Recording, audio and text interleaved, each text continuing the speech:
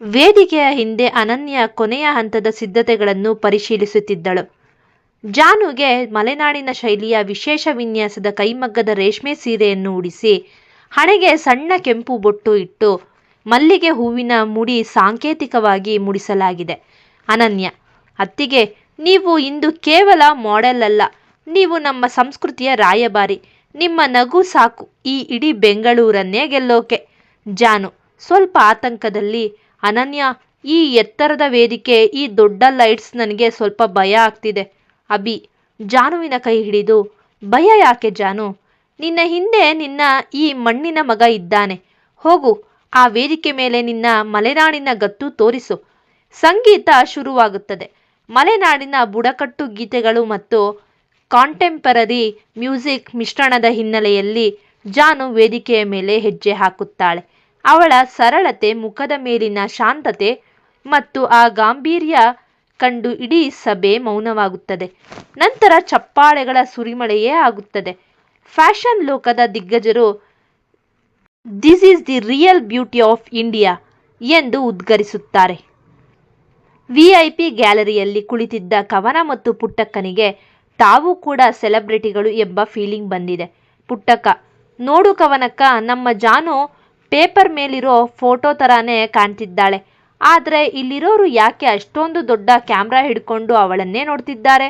ಕವನ: ಅದನ್ನು ಫೋಟೋಶೂಟ್ ಅಂತಾರೆ ಪುಟ್ಟಕ್ಕ, ಸುಮ್ಮನೆ ಇರು. ಅಲ್ಲಿ ನೋಡು, ಆ ಲೇಡಿ ನಮ್ಮನ್ನೇ ನೋಡ್ತಿದ್ದಾಳೆ.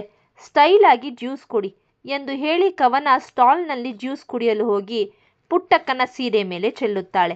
ಇಡೀ ಮನೆಯವರು ಜಾನುವನ್ನು ನೋಡಿ ಖುಷಿ ಪಡುತ್ತಿರುವಾಗ ವೇದಿಕೆಯ ಮೇಲಿರುವ ಬೃಹತ್ ಜುಮ್ಮಸ್ ಕಡೆಗೆ ಒಬ್ಬ ವ್ಯಕ್ತಿ ಗುರಿ ಇಟ್ಟಿರುತ್ತಾನೆ.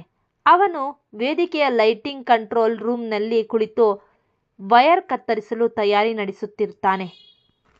ಅನಾಮಧೇಯ ವ್ಯಕ್ತಿ: ಸರ್, ಇನ್ನೇನು 5 ನಿಮಿಷದಲ್ಲಿ ಆ ಜುಮ್ಮಸ್ ಜಾನುವಿನ ಮೇಲೆ ಬೀಳುತ್ತೆ. ಜಾನು ಕತೆ ಇವತ್ತಿಗೆ ಮುಗಿಯುತ್ತೆ. ಶಿವಪ್ಪ ವೇದಿಕೆಯ ಪಕ್ಕದಲ್ಲೇ ನಿಂತು ಎಲ್ಲವನ್ನೂ ಗಮನಿಸುತ್ತಿರುತ್ತಾನೆ. ಅವರಿಗೆ ಯಾರೋ ಒಬ್ಬ ವ್ಯಕ್ತಿ ಪದೇ ಪದೇ ಸಿಸಿಟಿವಿ ರೂಮ್ ಕಡೆ ಹೋಗುವುದು ಸಂಶಯ ತರುತ್ತದೆ. ಅವರ ಮಲೆನಾಡಿನ ಬೇಟೆಗಾರನ ಕಣ್ಣುಗಳು ಆ ಅನಾಮಧೇಯ ವ್ಯಕ್ತಿಯನ್ನು ಗುರುತಿಸುತ್ತವೆ. ಶಿವಪ್ಪ ಸಮರ್ಥನಿಗೆ ಸನ್ನೆ ಮಾಡಿ: ಸಮರ್ಥ್, ಅಲ್ಲಿ ನೋಡು, ಆ ಮನುಷ್ಯ ಕಂಟ್ರೋಲ್ ರೂಮ್ ಹತ್ರ ಏನೋ ಮಾಡ್ತಿದ್ದಾನೆ, ಹೋಗು ಬೇಗ. ಸಮರ್ಥ್ ಮತ್ತು ಶಿವಪ್ಪ ಓಡಿ ಹೋಗುವಷ್ಟರಲ್ಲಿ ಮೇಲಿರುವ ಜುಮ್ಮಸ್ ನಡುಗಲು ಶುರುವಾಗುತ್ತದೆ. ಜಾನು ವೇದಿಕೆಯ ಮೇಲೆ ಸರಿಯಾಗಿ ಆ ಜುಮ್ಮಸ್ ಕೆಳಗೆ ನಿಂತು ಪೋಸ್ ನೀಡುತ್ತಿರುತ್ತಾಳೆ. ಸಂಗೀತದ ಅಬ್ಬರ, ಚಪ್ಪಾಳೆಗಳ ನಡುವೆ ಆ ಘನಘೋರ ದುರಂತಕ್ಕೆ ವೇದಿಕೆ ಸಿದ್ಧವಾಗಿತ್ತು. ಲೈಟಿಂಗ್ ಕಂಟ್ರೋಲ್ ರೂಮ್ನಲ್ಲಿದ್ದ ಆ ಅನಾಮಧೇಯ ವ್ಯಕ್ತಿ ವೈರ್ ಕತ್ತರಿಸಿದ ಕ್ಷಣ ಮೇಲಿದ್ದ ಬೃಹತ್ ಸ್ಫಟಿಕದ ಜುಮ್ಮಸ್ ಕಿವಿಗಡಚುವ ಶಬ್ದದೊಂದಿಗೆ ಜಾನುವಿನ ಮೇಲೆ ಬೀಳತೊಡಗಿತು. ಜುಮ್ಮಸ್ ಕೆಳಗೆ ಬೀಳುವುದನ್ನು ಮೊದಲು ಗಮನಿಸಿದ್ದು ಸಮರ್ಥ್. ಜಾನು, ಪಕ್ಕಕ್ಕೆ ಸರಿಯಿರಿ ಎಂದು ಕಿರುಚುತ್ತಾ ಅವನು ವೇದಿಕೆಯ ಕಡೆಗೆ ಜಿಗಿಯುತ್ತಾನೆ.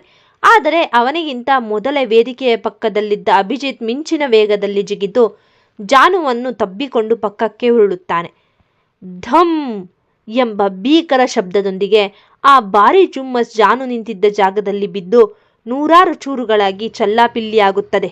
ಇಡೀ ಸಭಾಂಗಣದಲ್ಲಿ ಸ್ಮಶಾನ ಮೌನ ಆವರಿಸುತ್ತದೆ. ಅತ್ತ ಅನಾಮಧೇಯ ವ್ಯಕ್ತಿ ಕಂಟ್ರೋಲ್ ರೂಮ್ನಿಂದ ತಪ್ಪಿಸಿಕೊಂಡು ಓಡಲು ಪ್ರಯತ್ನಿಸುತ್ತಾನೆ. ಆದರೆ ಅವನಿಗೆ ಎದುರಾಗಿ ನಿಂತಿರುವುದು ಮಲೆನಾಡಿನ ಹುಲಿ ಶಿವಪ್ಪ. ಶಿವಪ್ಪ: ಲೇಯ್, ಮಲೆನಾಡಿನ ಮಗಳ ಮೇಲೆ ಕೈ ಮಾಡೋಕೆ ಬಂದಿದ್ದೀಯಾ?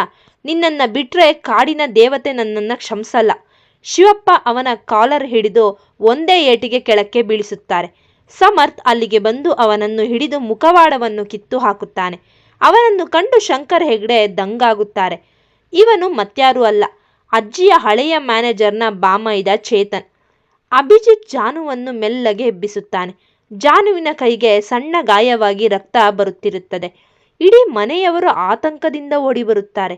ಅಭಿ: ಜಾನು, ನಿನ್ಗೆ ಏನೂ ಆಗಿಲ್ವಲ್ಲ, ಹಾಸ್ಪಿಟಲ್ಗೆ ಹೋಗೋಣ ಬಾ. ಜಾನು ಕಣ್ಣೀರು ಒರೆಸಿಕೊಂಡು ದೃಢವಾಗಿ: ಬೇಡ ಅಭಿ, ನಾನು ಇವತ್ತು ಇಲ್ಲಿಂದ ಓಡಿ ಹೋದರೆ ನಮ್ಮನ್ನ ಕೊಲ್ಲೋಕೆ ನೋಡಿದವರಿಗೆ ಗೆಲುವಾಗುತ್ತೆ. ನಾನು ಈ ಇವೆಂಟ್ ಪೂರ್ತಿ ಮಾಡ್ತೀನಿ. ಜಾನುವಿನ ಈ ಧೈರ್ಯ ನೋಡಿ ಅಲ್ಲಿದ್ದ ಪತ್ರಕರ್ತರು ಮತ್ತು ಅತಿಥಿಗಳು ಎದ್ದು ನಿಂತು ಚಪ್ಪಾಳೆ ತಟ್ಟುತ್ತಾರೆ. ಅನನ್ಯ ಹೆಮ್ಮೆಯಿಂದ ಜಾನುವಿನ ಗಾಯಕ್ಕೆ ಪಟ್ಟಿ ಕಟ್ಟುತ್ತಾಳೆ. ಪೊಲೀಸರು ಬರುವ ಮುನ್ನ ಸಮರ್ಥ್ ಆ ಚೇತನನ್ನು ಎಳೆದುಕೊಂಡು ಬರುತ್ತಾನೆ. ಇದನ್ನು ನೋಡಿದ ಪುಟ್ಟಕ್ಕ ಸುಮ್ಮನಿರುತ್ತಾಳೆಯೇ? ಪುಟ್ಟಕ್ಕ, ನೋಡ್ರೋ ಇವನ್ನ, ನಮ್ಮ ಜಾನು ತಲೆ ಮೇಲೆ ಜಂಬೂ ಸವಾರಿ ಮಾಡಿಸೋಕೆ ಬಂದಿದ್ದೀಯಾ ಎಂದು ಹೇಳಿ ತನ್ನ ಚಪ್ಪಲಿ ತಗೊಂಡು ಅವನಿಗೆ 2 ಬಾರಿಸುತ್ತಾಳೆ. ಕವನ ವಿಡಿಯೋ ಮಾಡುತ್ತಾ, ವೇಟ್ ಪುಟ್ಟಕ್ಕ, ಇವನ ಮುಖ ಝೂಮ್ ಮಾಡ್ತೀನಿ. ಇವತ್ತು ಇವನು ಇನ್ಸ್ಟಾಗ್ರಾಮ್ನಲ್ಲಿ ವಿಲನ್ ಆಗಿ ವೈರಲ್ ಆಗಬೇಕು. ಪೊಲೀಸರು ಚೇತನ್ನನ್ನು ಕರೆದೊಯ್ಯುವಾಗ ಅವನು ಶಿವಪ್ಪನ ಕಿವಿಯಲ್ಲಿ ಒಂದು ಮಾತು ಹೇಳ್ತಾನೆ. ಶಿವಪ್ಪ, ನೀನು ಅಂದುಕೊಂಡ ಹಾಗೆ ನಿನ್ನನ್ನ ಕಾಡಲ್ಲಿ ಸಾಯಿಸೋಕೆ ನೋಡಿದ್ದು ರಾಜಲಕ್ಷ್ಮಿ ಅಜ್ಜಿ ಮಾತ್ರವಲ್ಲ, ಅವಳ ಹಿಂದೆ ಇರೋ ಆ ದೊಡ್ಡ ಮನುಷ್ಯ ಬೆಂಗಳೂರಲ್ಲೇ ಇದ್ದಾನೆ. ಶಿವಪ್ಪನ ಕಿವಿಯಲ್ಲಿ ಚೇತನ್ ಹೇಳಿದ ಆ ಮಾತು ಮಲೆನಾಡಿನ ಸಿಂಹವನ್ನು ಮತ್ತೆ ಎಚ್ಚರಿಸಿದೆ. ಜೈಲಿನಲ್ಲಿರುವ ರಾಜಲಕ್ಷ್ಮಿ ಅಜ್ಜಿಯ ಹಿಂದೆ ನಿಂತು ಆಟವಾಡುತ್ತಿರುವ ಆ ದೊಡ್ಡ ಮನುಷ್ಯ ಯಾರು ಎಂಬ ಸತ್ಯ ಈಗ ಹೊರಬರಬೇಕಾಗಿದೆ. ಫ್ಯಾಷನ್ ಶೋ ಮುಗಿದ ಮೇಲೆ ಹೆಗ್ಡೆ ಕುಟುಂಬದವರೆಲ್ಲ ಹೋಟೆಲ್ಗೆ ಮರಳುತ್ತಾರೆ. ಎಲ್ಲರೂ ಜಾನುವಿನ ಸಾಹಸದ ಬಗ್ಗೆ ಮಾತನಾಡುತ್ತಿರುತ್ತಾರೆ. ಶಿವಪ್ಪ ಮಾತ್ರ ಯಾವುದೋ ಆಳವಾದ ಚಿಂತೆಯಲ್ಲಿ ಮುಳುಗಿರುತ್ತಾರೆ. ಅದನ್ನು ಗಮನಿಸದ ಸಮರ್ಥ್ ಅವರ ಬಳಿ ಬರುತ್ತಾನೆ. ಸಮರ್ಥ್, ಏನಾಯ್ತು ಶಿವಪ್ಪ ಅಂಕಲ್? ಆ ಚೇತನ್ ನಿಮಗೇನು ಹೇಳಿದ ಹಾಗೆ ಅನಿಸುತ್ತೆ? ಶಿವಪ್ಪ, ಸಮರ್ಥ್, ಇಷ್ಟು ವರ್ಷ ರಾಜಲಕ್ಷ್ಮಿ ಅಜ್ಜಿ ಮಾತ್ರ ನಮ್ಮ ಶತ್ರು ಅಂದುಕೊಂಡಿದ್ದೆ. ಆದರೆ ಅವಳಿಗೂ ಬುದ್ಧಿ ಹೇಳಿಕೊಡುವ ಇನ್ನೊಬ್ಬ ಕಿರಾತಕ ಬೆಂಗಳೂರಿನಲ್ಲಿದ್ದಾನೆ. ಅವನೇ ಈ ಎಲೈಟ್ ಹಬ್ನ ಅಸಲಿ ಪಾರ್ಟ್ನರ್ ಆಗಿದ್ದವನು. ಅದೇ ಸಮಯದಲ್ಲಿ ಬೆಂಗಳೂರಿನ ಅತ್ಯಂತ ಐಷಾರಾಮಿ ಬಂಗಲೆಯೊಂದರಲ್ಲಿ ಒಬ್ಬ ವ್ಯಕ್ತಿ ಸಿಗರೆಟ್ ಸೇದುತ್ತಾ ಕುಳಿತಿದ್ದಾನೆ. ಅವನ ಮುಂದೆ ಮಾಯಾ ಮತ್ತು ರಾಹುಲ್ನ ವಿಫಲ ಪ್ರಯತ್ನಗಳ ವರದಿ ಇದೆ. ಅವನ ಹೆಸರು ವಿಶ್ವರಾಜ್. ಇವನು ಮತ್ಯಾರೂ ಅಲ್ಲ, ಅಜ್ಜಿಯ ಹಳೆಯ ಆಪ್ತ ಮತ್ತು ಪ್ರಸ್ತುತ ಬೆಂಗಳೂರಿನ ದೊಡ್ಡ ರಿಯಲ್ ಎಸ್ಟೇಟ್ ಮಾಫಿಯಾದ ಕಿಂಗ್ ಪಿನ್ ವಿಶ್ವರಾಜ್. ಚೇತನ್ ಸಿಕ್ಕಿಬಿದ್ದಿರಬಹುದು, ಆದರೆ ಶಿವಪ್ಪನಿಗೆ ನಾನು ಇನ್ನೂ ಜೀವಂತವಾಗಿದ್ದೇನೆ ಅಂತ ಗೊತ್ತಿಲ್ಲ. 15 ವರ್ಷಗಳ ಹಿಂದೆ ಕಾಡಿನಲ್ಲಿ ತಪ್ಪಿಸಿಕೊಂಡ ಶಿವಪ್ಪ ಈಗ ಬೆಂಗಳೂರಿನ ಬೀದಿಗಳಲ್ಲಿ ನನ್ನ ಕೈಗೆ ಸಿಕ್ಕಿದ್ದಾನೆ. ಶಿವಪ್ಪ ಮತ್ತು ಸಮರ್ಥ್ ರಹಸ್ಯವಾಗಿ ಎಲೈಟ್ ಹಬ್ನ ಹಳೆಯ ಫೈಲ್ಗಳನ್ನು ಪರಿಶೀಲಿಸುತ್ತಾರೆ. ಅಲ್ಲಿ ಅವರಿಗೆ ವಿಶ್ವರಾಜ್ ಮತ್ತು ಶಂಕರ್ ಹೆಗ್ಡೆ ಅವರ ತಂದೆಯ ಕಾಲದ ಯಾವುದೋ ಒಂದು ಅಡಿಕೆ ತೋಟದ ಅಗ್ರಿಮೆಂಟ್ ಸಿಗುತ್ತದೆ. ಆ ಅಗ್ರಿಮೆಂಟ್ನಲ್ಲಿ ಮೋಸ ಮಾಡಿರುವುದು ಸ್ಪಷ್ಟವಾಗಿ ತಿಳಿಯುತ್ತದೆ. ಶಿವಪ್ಪ, ಇದೇ ಕಾರಣಕ್ಕೆ ನನ್ನನ್ನು ಸಾಯಿಸೋಕೆ ನೋಡಿದ್ದು. ಈ ಪೇಪರ್ ಸಾಕು ವಿಶ್ವರಾಜ್ನ ಜೈಲಿಗೆ ಕಳಿಸೋಕೆ.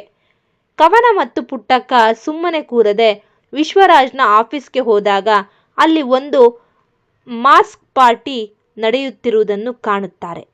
ಕವನ, ಪುಟ್ಟಕ್ಕ, ಇಲ್ಲಿ ಎಲ್ಲರೂ ಮುಖವಾಡ ಹಾಕಿಕೊಂಡಿದ್ದಾರೆ, ನಾವು ಕೂಡ ಮುಖವಾಡ ಹಾಕಿಕೊಂಡು ಒಳಗೆ ಹೋಗೋಣ ಬಾ.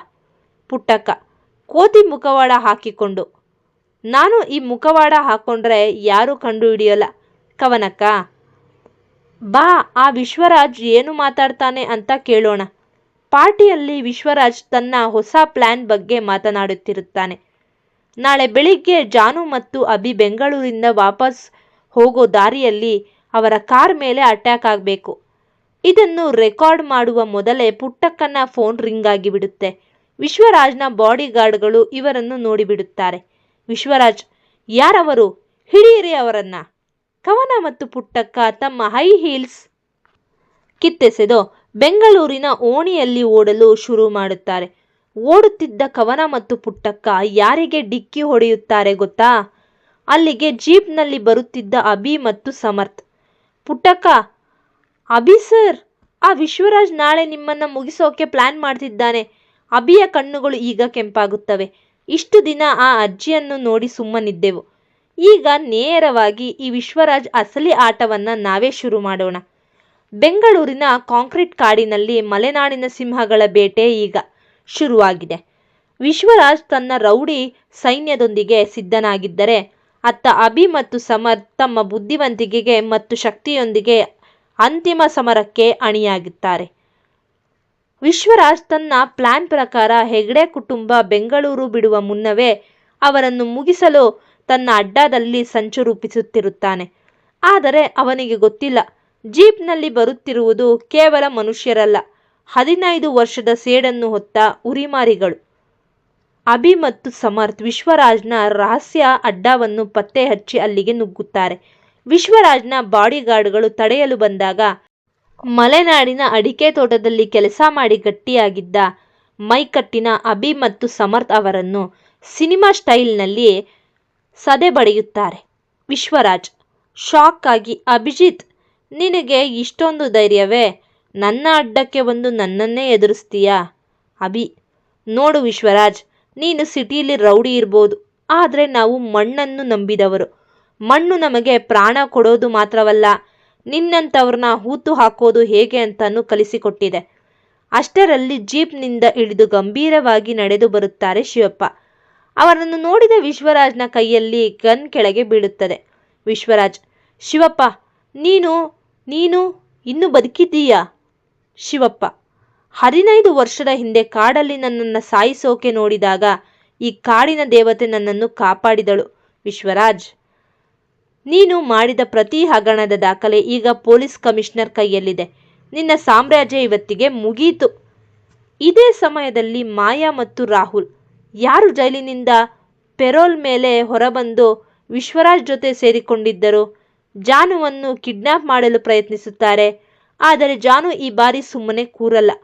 ತನ್ನ ಕೈಯಲ್ಲಿದ್ದ ಭಾರವಾದ ಬ್ಯಾಗ್ನಿಂದಲೇ ಮಾಯಾಳಿಗೆ ಬಾರಿಸುತ್ತಾಳೆ. ಜಾನು, ಮಾಯಾ, ಇದು ಮಲೆನಾಡಿನ ಹುಡುಗಿ. ನಮಗೆ ಶಾಸ್ತ್ರ ಓದೋದು ಗೊತ್ತು, ಶಸ್ತ್ರ ಹಿಡಿಯೋದು ಗೊತ್ತು. ಅಷ್ಟರಲ್ಲಿ ಅಲ್ಲಿಗೆ ಬಂದ ಪುಟ್ಟಕ್ಕ ಮತ್ತು ಕವನ ವಿಶ್ವರಾಜ್ನ ರೌಡಿಗಳ ಮೇಲೆ ಅಡುಗೆ ಮನೆಯಿಂದ ತಂದಿದ್ದ ಅಚ್ಚ ಖಾರದ ಪುಡಿಯನ್ನು ಎರಚುತ್ತಾರೆ. ಪುಟ್ಟಕ್ಕ, ಏನೋ ಬೆಂಗಳೂರು ರೌಡಿಗಳ ಅಂತ ಸೀನ್ ಹಾಕ್ತೀರಾ? ನಮ್ಮ ಹಳ್ಳಿ ಬ್ಯಾಡಗಿ ಮೆಣಸಿನಕಾಯಿ ಪವರ್ ನೋಡಿ ಈಗ.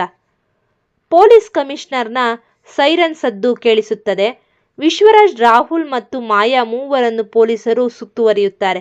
ಅವರ ಎಲ್ಲ ಬೇನಾಮಿ ಆಸ್ತಿ ಪತ್ರಗಳು ಮತ್ತು ಹಳೆಯ ಕೊಲೆ ಸಂಚುಗಳ ಪುರಾವೆಗಳು ಈಗ ಪೊಲೀಸರ ಕೈವಶವಾಗಿವೆ.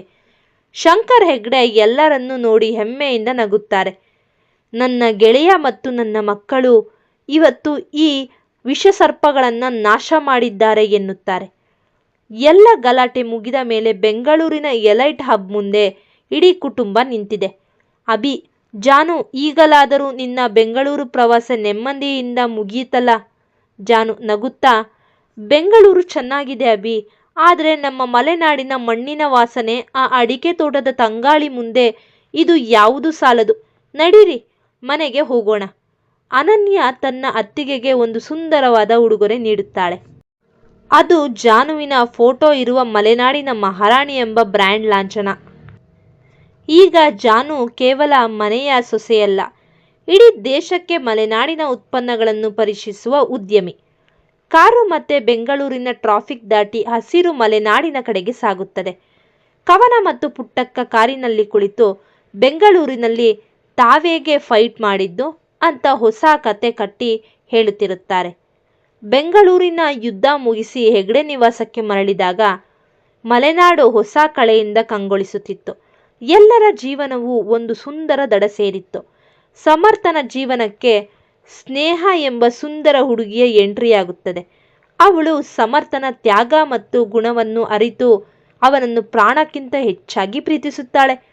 ಇಡೀ ಹೆಗ್ಡೆ ನಿವಾಸವೇ ಹಬ್ಬದಂತೆ ಸಂಭ್ರಮಿಸಿ ಅವರಿಬ್ಬರ ಮದುವೆ ಮಾಡುತ್ತಾರೆ. ಅತ್ತ ಪುಟ್ಟಕ್ಕ ಅದೇ ಊರಿನ ಮುಗ್ಧ ಹುಡುಗ ರಂಗನನ್ನು ಮದುವೆಯಾಗಿ ತನ್ನ ಚೇಷ್ಟೆಗಳನ್ನು ಮುಂದುವರಿಸುತ್ತಾಳೆ. ಕವನ ಬೆಂಗಳೂರಿನ ಮೋಹ ಬಿಟ್ಟು ತನ್ನ ಊರಿಗೆ ಮರಳಿ ಅಲ್ಲಿಯೇ ಒಂದು ಫ್ಯಾಷನ್ ಡಿಸೈನಿಂಗ್ ಸ್ಕೂಲ್ ಆರಂಭಿಸುತ್ತಾಳೆ. ಎಲ್ಲ ಜವಾಬ್ದಾರಿಗಳು ಮುಗಿದ ಮೇಲೆ ಮಲೆನಾಡಿನ ಮಳೆಹನಿಯ ಸದ್ದಿನ ನಡುವೆ ಅಭಿ ಮತ್ತು ಜಾನುವಿನ ಮೊದಲ ರಾತ್ರಿಯ ಸಂಭ್ರಮ. ಕೋಣೆಯ ತುಂಬ ಮಲ್ಲಿಗೆಯ ಸುಗಂಧ, ಕಿಟಕಿಯಿಂದ ಬರುವ ತಣ್ಣನೆಯ ಗಾಳಿ. ಜಾನು ನಾಚಿ ನೀರಾಗುತ್ತಾ ಮಂಚದ ಮೇಲೆ ಕುಳಿತಿರುತ್ತಾಳೆ. ಅಭಿ ಮೆಲ್ಲನೆ ಅವಳ ಹತ್ತಿರ ಬರುತ್ತಾನೆ. ಅಭಿ, ಜಾನು, ಈ ಕ್ಷಣಕ್ಕಾಗಿ ನಾನು ಎಷ್ಟೋ ಯುಗಗಳಿಂದ ಕಾದಂತಿದೆ. ಈ ಜನ್ಮದಲ್ಲಿ ನೀನು ನನ್ನವಳು ಅನ್ನೋದೇ ನನ್ನ ಪುಣ್ಯ. ಅಭಿ ಅವಳ ಗಲ್ಲವನ್ನು ಸವರಿ ಅವಳ ಹಣೆಗೆ ಮುತ್ತ ನೀಡುತ್ತಾನೆ. ಜಾನು ಅವನ ಎದೆಯ ಮೇಲೆ ತಲೆಯಿಟ್ಟು, ನನ್ನ ಮಣ್ಣಿನ ಮಗನ ಪ್ರೀತಿಯಲ್ಲಿ ನಾನೀಗ ಸಂಪೂರ್ಣನಾಗಿ ಸೋತಿದ್ದೀನಿ ಅಭಿ ಎನ್ನುತ್ತಾಳೆ. ಆ ರಾತ್ರಿ ಅವರ ಪ್ರೀತಿಯ ಆಳಕ್ಕೆ ಮಲೆನಾಡಿನ ಕಡೆ